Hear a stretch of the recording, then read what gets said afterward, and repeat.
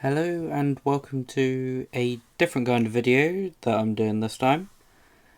In this series I'm going to be going through different titans that I'm going to be using in games, so I've got some rough comparison for how good they are on the tabletop. I'm going to be sharing my opinions on how good I think they should be, how they perform for their points, so whether they should be taken up potentially, whether they should be dropped down, what could be improved within them. This could be making the weapons do more damage, it could be better weapon skill, better ballistic skill, higher toughness, higher wounds, that kind of thing. So that's what the series is going to be, and I'm starting with the Warhound Titan. This currently is the only one of the Titans that I have, so it's the only one that I played a game with so far. I decided to bring out my Death Guard to pair with it, as I thought their -1 toughness aura would actually help the Titan, whereas if I took them with my World Eaters, it would just do nothing for it. So within the list, I had a few things that kind of helped it here and there, but I'm going to start off with going through what the Warhound Titan can do. So on screen now you can see its stats. It's movement 14, it's toughness 13, it's got a 2-up save, it's got 40 wounds, a leadership of 6 up, and 16 OC. And this unit costs 1,100 points. So you get Warhound Feet. This is the only option, you can't change this. In which you get 8 attacks, it hits on 4s, it's strength 10, AP -1, and damage 2. Which is okay, but you're hitting on 4s, which is not incredible. You can then have 2 ranged weapons, and this can be chosen out of any of the options. So you've got the Warhound Inferno Gun, which is just a big flamer. 24 inches, attacks 3d6. It's torrent, so you don't need to roll to hit, so there's no ballistic skill. Strength 7, AP -2, and damage 3. This weapon also ignores cover. You've then got a plasma weapon, which the usual stats for it is 72 inches, 3d6 shots plus 3, hits on 3s, strength 9, AP -3, and damage 4. And if you decide to overcharge it, it becomes hazardous. The strength goes up by 1 and the damage goes up by 1. So it's now strength 10, damage 5. You've got the Warhound Turbo Laser Destructor, which is also 72 inches, but you get D3 plus 3 shots, but this does have blast. You're hitting on 3s again, but it is strength 20, AP -3, and damage 2d6. Then your final option is the Warhound Vulcan Mega Bolter, which is range 48 inches. You get 20 shots with it, and that's with sustained hits 1. It's hitting on 3s, strength 6, AP -1, damage 2. So all of its shooting weapons are decent, but if you consider you're only getting 2 of those, you can have 2 of the same, but you are paying 1,100 points for pretty much those 2 guns, because they are what's going to do the most damage for you. Abilities wise, is Deadly Demise 2d6, which is, it sounds really good, but you've only got a 1 in 6 chance of getting that. Then whenever you select for a stratagem, you have to spend twice the stratagem stated CP cost. So even a reroll with the Titan will cost you 2 command points. Then its other ability is whenever you advance, you add 8 inches to the move characteristic instead of rolling for it. Which, I'm not saying this isn't helpful, but I feel like there could be something better. So I was talking to a few people on Facebook and Discord about what they would like to see for changes for Titans. And I saw one that I really like. So it works similar to Hammer of Wrath. So when you charge, you then deal damage to the unit that you've just charged. The idea is, if the Warhound Titan has moved more than 20 inches this turn, so that includes movement and charging, which if you consider it's already got movement of 14, you'd only need to do a 6-inch charge or more to be able to get this to activate. And then the Warhound Titan just straight up runs up and kicks like whatever it's just charged, and it just kicks it for miles. So this uses the scatter dice and 3d6. Whatever you roll on the 3d6 is how many mortal wounds you deal to the target, and if the target does survive, then it goes wherever the scatter dice has pointed it. The damage also counts as the amount of inches it moves that way. So, for example, you roll your dice, it's pointing top, right, or northeast, whatever you want to call it, it's pointing that direction. You then roll a 6, a 4, and a 2. It would then move northeast 12 inches and take 12 mortal wounds. Like, for my rules, if that then goes off the table, like, you could put it in strategic reserves. Like, it's just kicked it back into orbit. I really think the Titan should have some, like, really fun rules, supposed to Games Workshop changing it in a way that they have so that it's more competitive. I don't feel like it should be. I think to give Titans stupid rules, because there's only so often people are going to use them anyway. I think they either bring all of the Titan costs down, so the Warlord Titan is 2,000 points, so that can be your army, or they shoot them all up and give them much better rules. So I mean, like, Warhound Titan being like 2,000, 2,500 points kind of thing. And when you get, like, when you're building that all the way up to the Warlord Titan, the Warlord should be something absurd, like 10,000 points. But it could look at an army and kill it. I want, granted, this is all my opinion, but I want Titans to be these big, scary units, not something you look at and go, oh, well, if I do this, I can take it. Like, that's not what Titans should be in my eyes. Like, make them so, like I said, either the Warhound Titan is like 2,000 points, but it actually feels like it's worth 2,000 points. It's like the invulnerable save that the Titans have. They got a 5-up invulnerable save, but it is only against ranged attacks. So, for example, Angron could charge into a Warhound Titan, and he is AP -4, so they're saving on 6s. Like, I tell you what, I will work out the maths, and then I will come back for the average damage Angron would deal.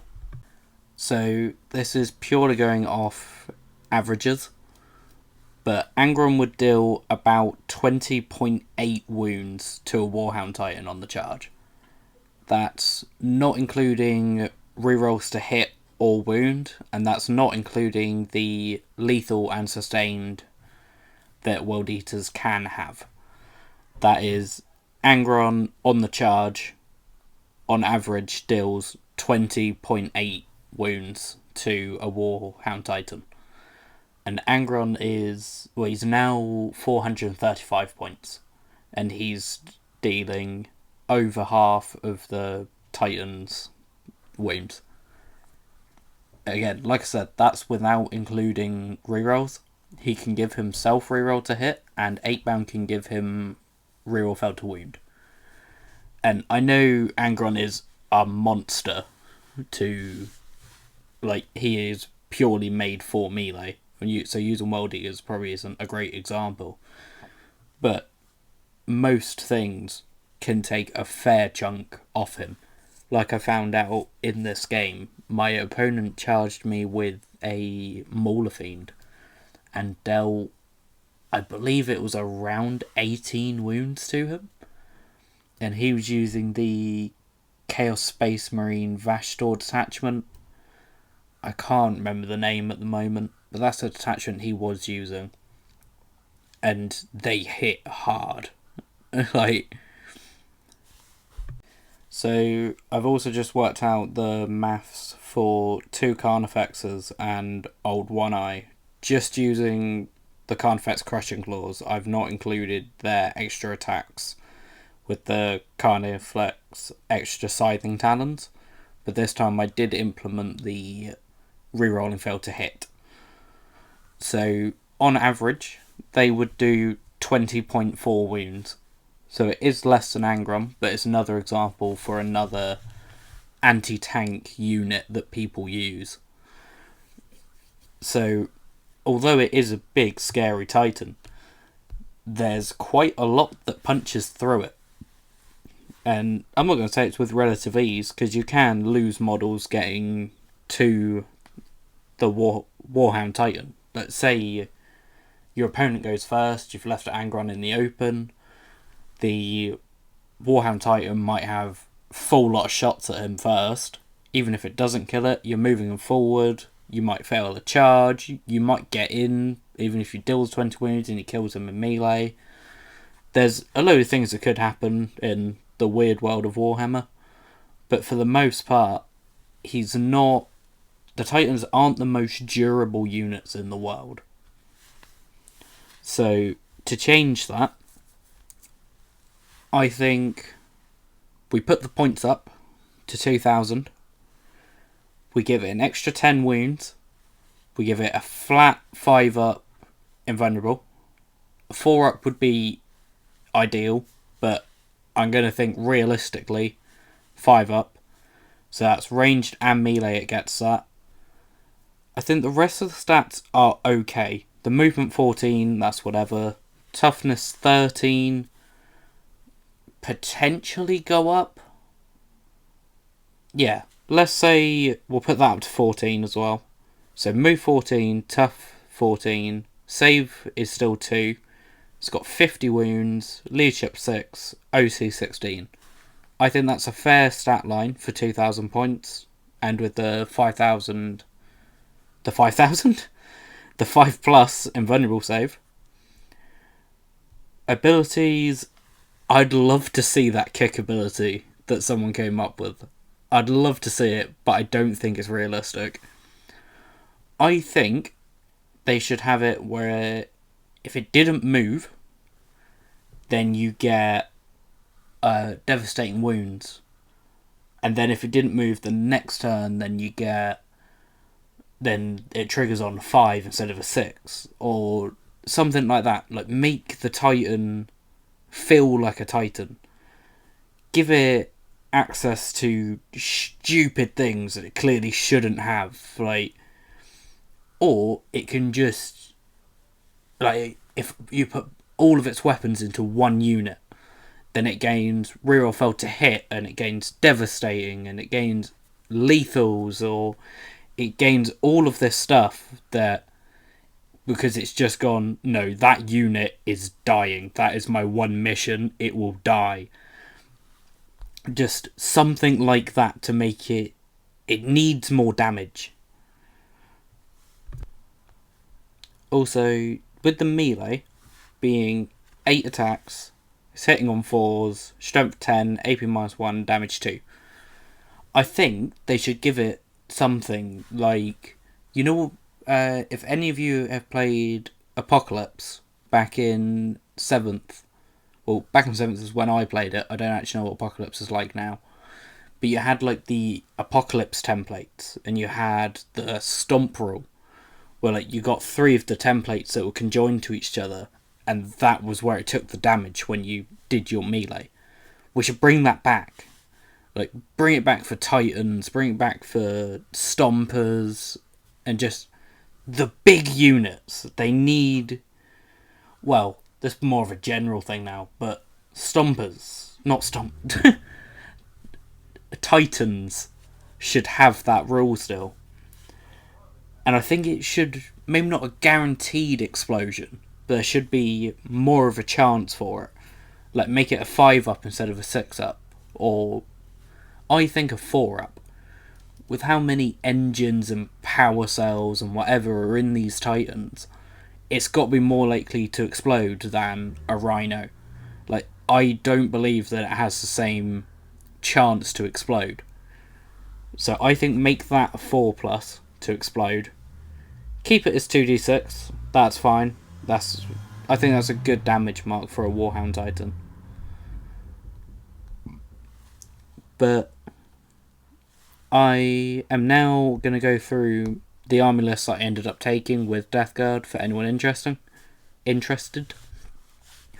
So I took the Death Guard Icon Bearer with Living Plague, which adds an extra 3 inches to his Contagion aura.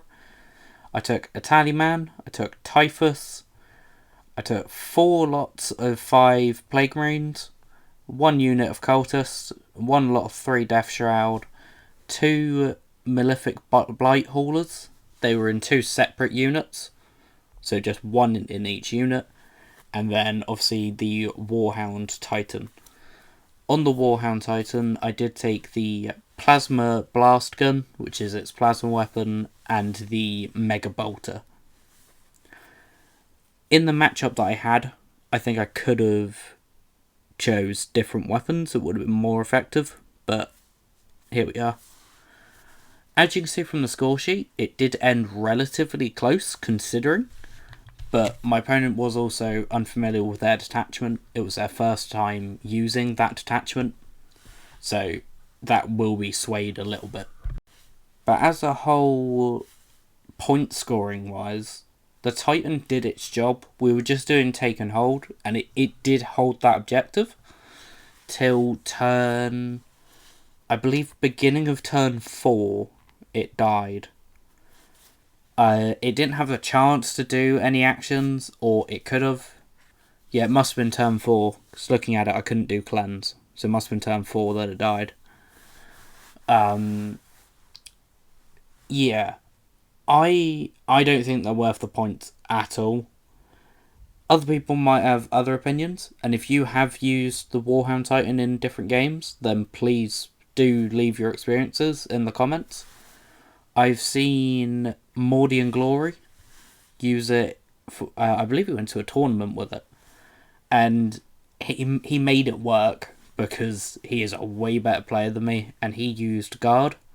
So he basically just set up his Guard in front and then kept calling reinforcements every time they died. But yeah, please let me know what you think about the Warhound Titan. Let me know if you want to see more videos going over other Titans, and I'll see you next time.